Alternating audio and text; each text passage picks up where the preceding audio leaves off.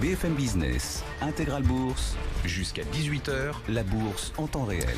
Mais d'abord, les commentaires de marché de Reda Aboutika pour commencer cette émission qui nous accompagne cet après-midi en duplex, analyste chez XTB à Paris. Bonjour et bienvenue Reda. Le CAC touche à nouveau les 6100 points. On est revenu sur nos plus hauts avec toujours quand même des marqueurs d'aversion pour le risque. On a ce sentiment de schizophrénie en permanence là quand on regarde les marchés globaux dans leur ensemble. Oui, tout à fait. Et ça, nous en parlerons au moment d'aborder l'or. Il faut noter que l'Europe a débuté la séance en rebond, d'ailleurs dans le sillage des marchés asiatiques. Donc on peut constater effectivement un retour de l'appétit pour le risque suite à notamment une baisse du nombre de nouveaux cas d'infection au coronavirus, mais surtout suite à la nouvelle selon laquelle la Chine envisagerait d'injecter des liquidités dans le secteur aérien. Alors pour rappel, la Banque centrale de Chine a déjà annoncé en début de semaine qu'elle abaissait le taux de facilité de crédit à moyen terme. Et donc, tout de même, malgré ce regain d'optimisme, pour le moment, les perspectives restent légèrement baissières pour le CAC 40. En tout cas, tant que l'indice ne parvient pas à se placer définitivement au-dessus des 6100 points. Donc, attention à toute cassure du support à 6070 points qui pourra entraîner un repli plus conséquent en direction du seuil psychologique à 6000.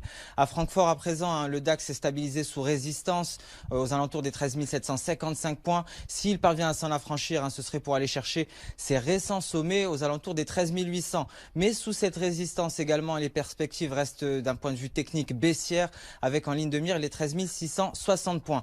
Alors seule l'ouverture de Wall Street nous permettra d'avoir un directionnel clair concernant les indices européens. À noter que Wall Street pourrait entraîner le CAC 40 et le DAX vers de nouveaux sommets. D'ailleurs, on a pris connaissance à 14h30 de données pour le mois de janvier, notamment les permis de construction et les prix à la production supérieurs aux attentes. Alors à présent, pour parler de ces anomalies, Grégoire, sur le marché des matières premières, il est intéressant de noter la progression de l'or qui accompagne le rebond des indices. Donc l'or qui allait se placer aux alentours du seuil à 1600 $ l'once. Donc l'or, valeur refuge qui progresse dans un contexte de retour de l'appétit pour le risque.